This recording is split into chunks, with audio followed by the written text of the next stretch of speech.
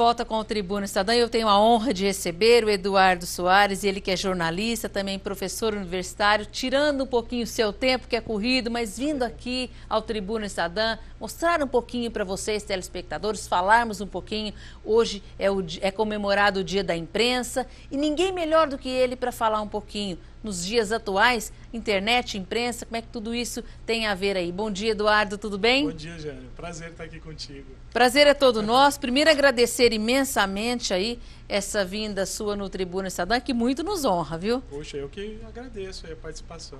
E por falar nisso, vocês que estiveram também aí na 12ª Feira Nacional do Livro, vamos bater um papo, falarmos de um livro também que ele trouxe, Jornalismo Regional, Estratégias de Sobrevivência em Meio às Transformações aí na imprensa, do o Igor Savenhago, que também está expondo na 12ª Feira Nacional do Livro, e também está na Paraler, para você que gosta, para você que quer conhecer um pouquinho mais do nosso jornalismo regional, tudo você vai encontrar neste livro. Bem, mas vamos deixar o Eduardo falar um pouquinho, porque jornalista fala muito, eu não estou deixando falar, né, Eduardo? O problema é esse, né, Jane?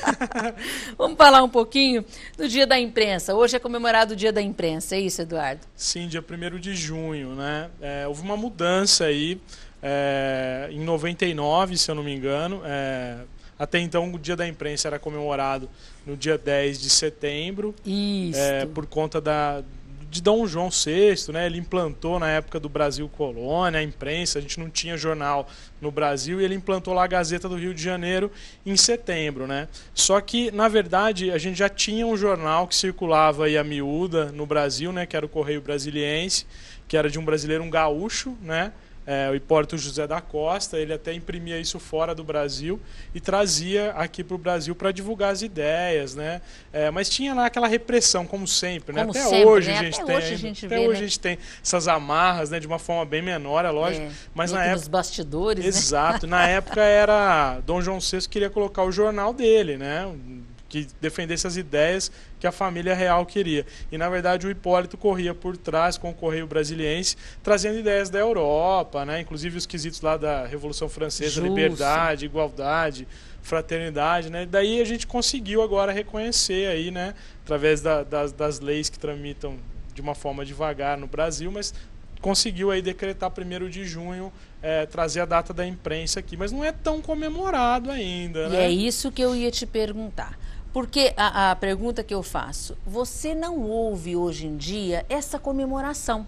Sim. Tem várias datas comemorativas que as pessoas, não estou falando que não seja tão expressiva, tão simbólica, né? tão importante, mas dada a proporção, você não ouve hoje, por exemplo, as pessoas comemorar o dia 1º de junho como o Dia da Imprensa? Não, ainda tem esse lado. Por exemplo, aqui em Ribeirão, a gente vê que vários veículos, várias empresas acabam às vezes fazendo a comemoração ainda ali no mês de setembro. Justamente. O mês de setembro ainda é o mês das comunicações, né? Você tem a data do rádio, que é comemorado em setembro, a televisão, também a data da televisão está em setembro, né? Então, a maioria acaba sendo ali, o Dia da Imprensa não foge, acaba caindo também na comemoração ali em setembro. Dia 1º de junho, como é novo talvez ainda, né?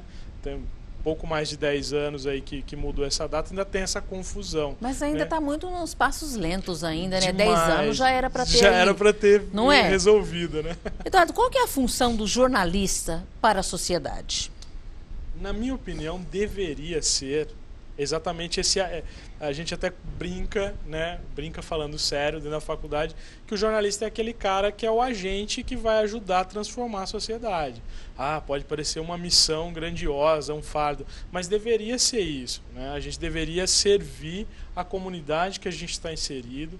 Eu acredito que o papel do jornalista deveria ser esse, de servir a comunidade, trabalhar trazendo informações que ajudem as pessoas a transformarem o seu dia a dia, a melhorar o seu dia a dia, a estarem informados e principalmente a refletir. E não uma comunicação enlatada, engessada, né, imposta, né, até porque a gente já viveu momentos de ditadura, de imposição de informação, sem uma liberdade de pensamento, né? Eu acho que isso não cabe mais nos dias de hoje. Então o jornalista deveria ter esse papel. Infelizmente, a gente vive aí muitas vezes refém de fins comerciais dentro de muitas muitos veículos, né, de fins comerciais, de linhas editoriais que de repente não permitem muitas vezes fazer isso, né? Às vezes até ceifando aí o jornalista de publicar aquilo que ele tem mesmo o dever, né? E aí ele não pode por imposição. Exatamente. O jornalismo mudou com a internet para você, para melhor ou para pior? Então, acho que é exatamente esse gancho que você falou na outra pergunta aí, qual que seria realmente o papel do jornalista, né? Com a internet, você amplia isso, né? Então, a gente não pode dizer que antes a gente tinha só uma verdade, né? Era a verdade do grande veículo, né? Aquele e acabou, né? Saiu no Jornal Nacional, é verdade. Justamente. Né? Não tá no Jornal Nacional, não tá na revista Veja, não existe. Será que né? é verdade? Né? A pessoa até colocava isso como uma dúvida, né? Pairava. Exatamente. Aí, né? Na época do rádio, né, até teve o caso do repórter Esso, né? Justamente. Que terminou a guerra e o repórter Esso não estava lá no estúdio para dar a notícia naquele momento, ninguém acreditou. Verdade. Né? Acharam que não era, que era tinha uma brincadeira, terminado, né? A guerra. E até é esse caso aí, Jane. A internet, eu acho que ela colabora de alguma forma para que a gente tenha outras verdades, né? Para que a gente tenha mais gente, mais um espaço para falar sobre determinado assunto. Então a gente tem aí os blogs correndo por fora. Então acho que a exigência, né, do profissional de jornalismo acaba sendo maior. É claro que tem aquela questão, também a gente vai esbarrar na questão comercial, então tem muitos veículos que querem que o profissional, dentro da redação, ele trabalhe, ele escreva para o jornal impresso, também publique na internet, né, redobre as coisas. Então assim, acho que a internet vai colaborar, sim, ela colabora, mas não deveria ser mais do mesmo.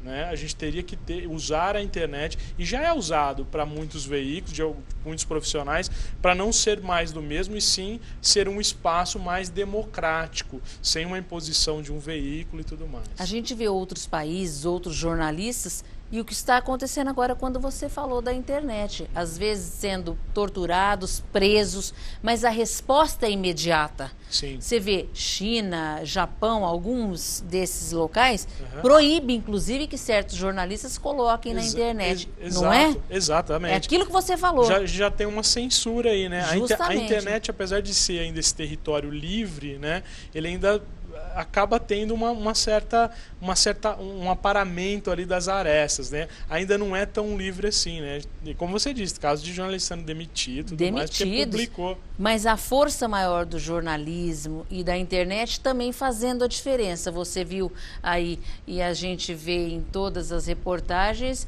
mudanças, inclusive políticas, né, sendo feitas através do jornalismo na internet também, né, Eduardo? Exatamente. É um espaço, como eu disse, força, né? É um espaço livre e está aí, né? A internet está aí para colaborar. Tem que saber usar, né? Quer dizer, acho que o jornalista tem que aprender qual que é o seu verdadeiro papel. Por isso que eu digo que o profissional, com a vinda da internet, ele tem uma exigência muito maior de um profissional mais capacitado, mais comprometido com a responsabilidade que ele tem aí de formar uma opinião, né, de levantar bandeiras. A gente vê a transformação, você mesmo citou aqui em Ribeirão, né, bem próximo da gente, a organização nas redes sociais, como isso mudou a questão política aqui de Ribeirão, como tem, de alguma forma, aí, juntado pessoas, né, e eu acho que o papel é exatamente esse, né, é levantar uma bandeira e você conseguir tirar da internet também, porque não adianta ficar só lá, claro, com as pessoas discutindo, cada um com o seu né? celular na mão, não adianta eu ficar ali, né, questionando, brigando, se isso não se tornar um real, né? Se eu não tirar do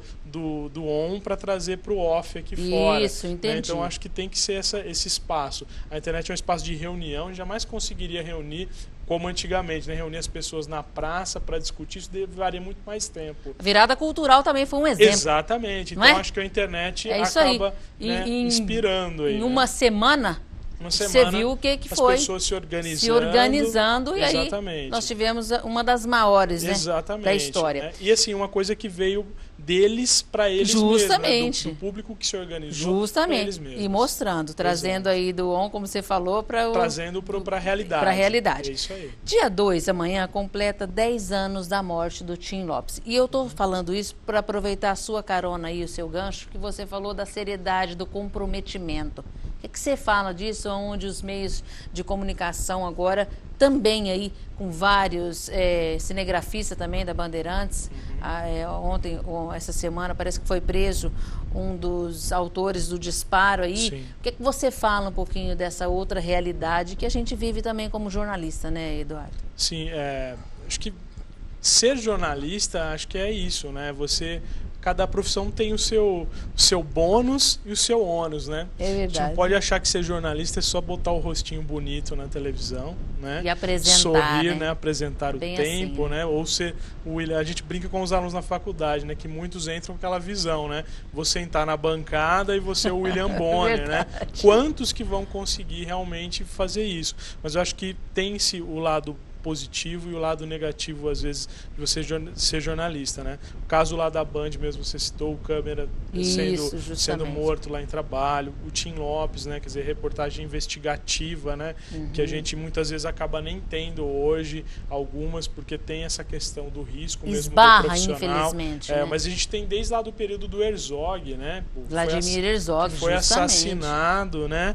Na época da ditadura, porque ele, né, enfrentou, né? Então acho que isso aí é o papel do jornalista, né? Correr riscos, se arriscar mais. Hoje a gente tem aqui mesmo uma imprensa muito morna, vamos dizer assim, né? Que uma não se contrapõe com a outra, não vai muito além dos limites, né?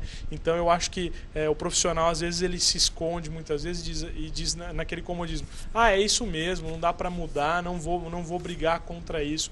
Puxa, isso aí não é o papel do jornalista, né? O papel do jornalista é realmente o enfrentamento quando necessário, né? E não apenas por interesses, né?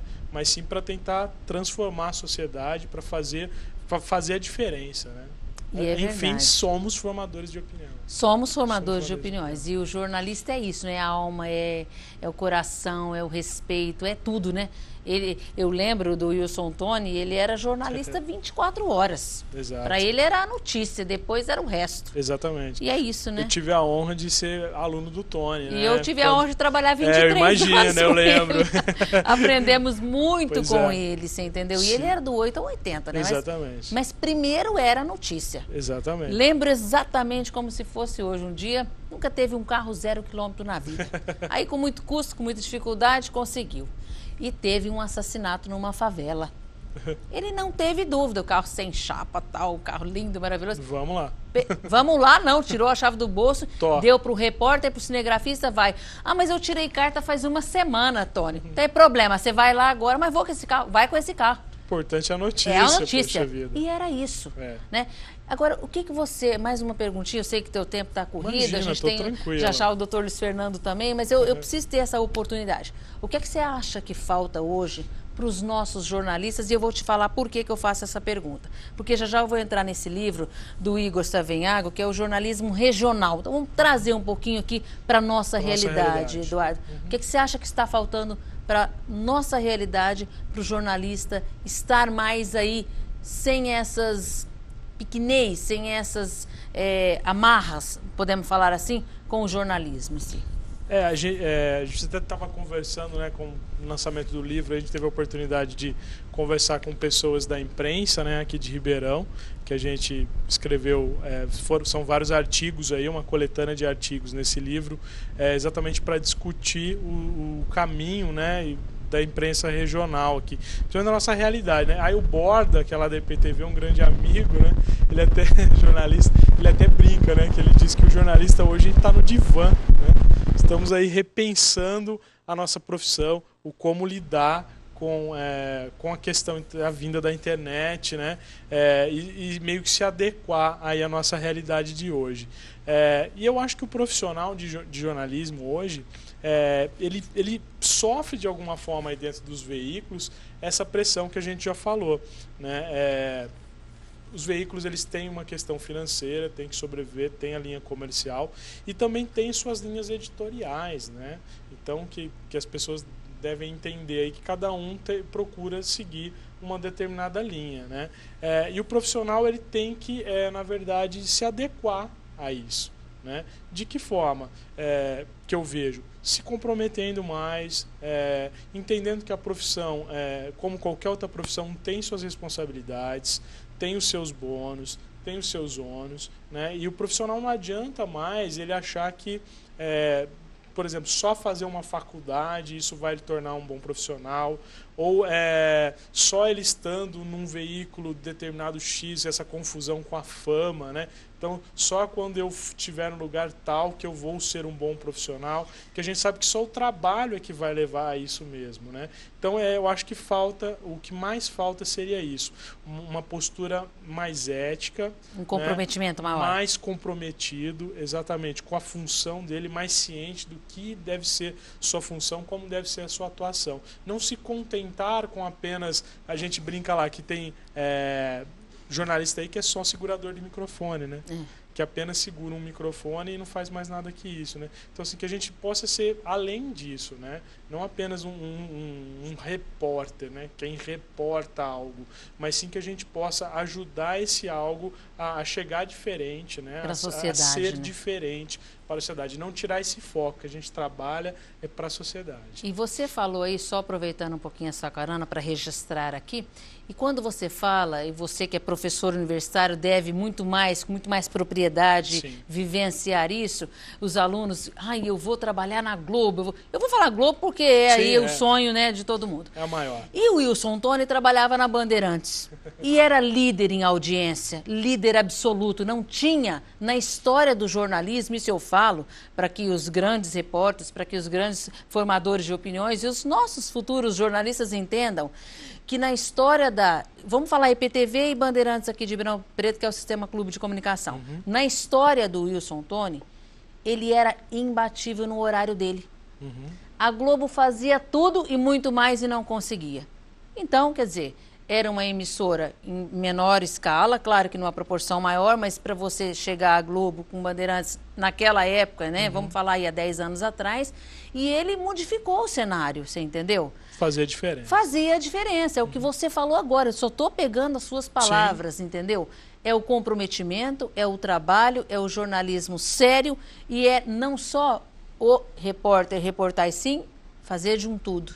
Exato. E a gente tem aí essa experiência para comprovar. Então, não existe isso. Tem que ir atrás, tem que ir na notícia, tem que ser o repórter 24 horas. A gente vê muitas vezes aí matérias iguais, né? Então, Justamente. Aqui em Ribeirão, quer dizer, Ribeirão a gente tem um cenário grande, a gente tem várias possibilidades, muita gente fazendo coisas boas, né? Você tem aí várias ONGs em Ribeirão que trabalham, né? Uma que trabalha em relação às crianças, outra trabalha com relação aos animais. Você tem vários trabalhos legais, mas talvez fique aquela impressão que jornalismo ou os jornalistas só falam de coisa ruim, né?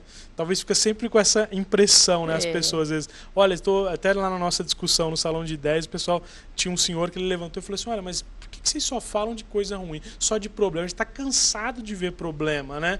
Cadê as soluções, né? E existem, sim, programas, existem lugares, né? Existem os que fazem a diferença, que realmente querem mostrar soluções, né? A gente mesmo é parceiro lá do Canal Futura, e no Canal Futura, quando eles pedem pauta pra gente, eles falam, vamos mostrar, vocês querem mostrar trabalhos de ONGs e tal, ótimo, mas vamos mostrar os objetivos, quais são as soluções apontadas ali, e não apenas levantar problemas, né? Porque problemas a gente já sabe que eles existem. Vamos ver as soluções, né, Vamos ver também as soluções, vamos ver exemplos, né? Então acho que isso que pode contribuir de forma diferente, e não ficar só a mesma matéria, né? Então a gente vai lá, chega dia de finados, é fatal, a gente vai ver aquela matéria tradicional aumento da venda de flores. Da venda de flores, tá? Então eu vou chamar a atenção aqui. Aí chove, né? O aumento da venda de guarda-chuvas, né? Esse aumento. E nós temos aqui um dos nossos parceiros aqui, que é o Samuel Leite. Ele fez uma reportagem fantástica. Sim. No dia do finados. É verdade. Ele levantou aí os cemitérios, a igreja, como é que era, o início. Quer dizer, foi o repórter. Então isso faz a diferença. Engrandece a gente como profissional, como parceiro, como colega dele. Eu acho que isso não tem assim preço que paga, né, Eduardo? É o comprometimento, é o que a gente está falando, comprometimento profissional, né? Inclusive o Samuel, né? Vamos ajudar a levantar um pouquinho a bola dele, né? Ele é fantástico. Que ele faz a diferença, ele é meu aluno lá na faculdade. E agora o nosso produtor, viu? Exatamente. ganhei de presente. Puxa, também, que né? bom, né? O trabalho dele que ele fez, inclusive a gente até falou aqui no seu programa, né? Isso. Do Cemitério da Saudade, tá? Foi um programa de rádio, um documentário que foi selecionado ano passado para a Rádio Cultura. A gente soube, ó, fresquinho, furo de reportagem, olha tá, gente? Só. A Joane vai receber em primeira mão. Ele foi selecionado para o Intercom, que é um congresso de comunicação, das faculdades de comunicação do Sudeste inteiro. Esse congresso vai ser agora 28, 29 e 30 de junho em Ouro Preto, em Minas, e ele vai lá apresentar o trabalho dele. Que delícia, merece, Exatamente. parabéns. Ele e o grupo dele, claro, né? Toda a os equipe, outros né? meninos, claro. Mas assim, ele vai representar a nossa faculdade lá. Ele foi selecionado entre vários trabalhos de várias faculdades do Sudeste inteiro do país, né? Foram 5 trabalhos selecionados na categoria de rádio e jornalismo, né? E esse foi um deles, né? Parabéns, olha, Samuel, parabéns, nem sabia, parabéns. Bom, esse jornalismo regional você encontra na Paraler, está acontecendo até o dia 3 da 12ª Feira Nacional do Livro, eles estiveram também no Salão de Ideias, o Eduardo não pôde estar com a gente, mas o próximo ano vai estar com certeza, né, Eduardo? Maravilha, estaremos sim. Falamos aqui e fazemos aí um convite a toda a população. Eduardo, prazer muito grande em tê-lo com a gente. Falaria aqui o programa inteiro, viu? Que ótimo. Mas tem o doutor Luiz Fernando também, falando aí da volta das sacolinhas plásticas no supermercado, um tema atualíssimo que está na Câmara Municipal de Ribeirão Preto. É um projeto, daqui a pouquinho a gente vai falar nisso. Mas quero agradecer imensamente a sua presença aqui hoje, viu? Sempre que precisar, a gente está à disposição aí. E o Tribuna Cidadã é isso, é uma prestação de serviços para toda a nossa comunidade, para todos aqueles que assistem, nós estamos na internet, e fazendo a diferença, trazendo essas matérias, essas informações, que eu acho que é o que conta, né? É isso mesmo, Jane. Fazendo o que a gente tinha no rádio, você trouxe para a televisão. O rádio na televisão. O rádio na televisão, exatamente. É uma prestação de serviços e online também, né? Com rapidinho, certeza. Né? Bem, nós vamos agora para um pequeno intervalo e na volta o doutor Luiz Fernando da Silva fala com a gente um projeto que está, olha, fresquinho na Câmara Municipal. Ele fala aqui sobre as sacolas plásticas, o retorno nos supermercados.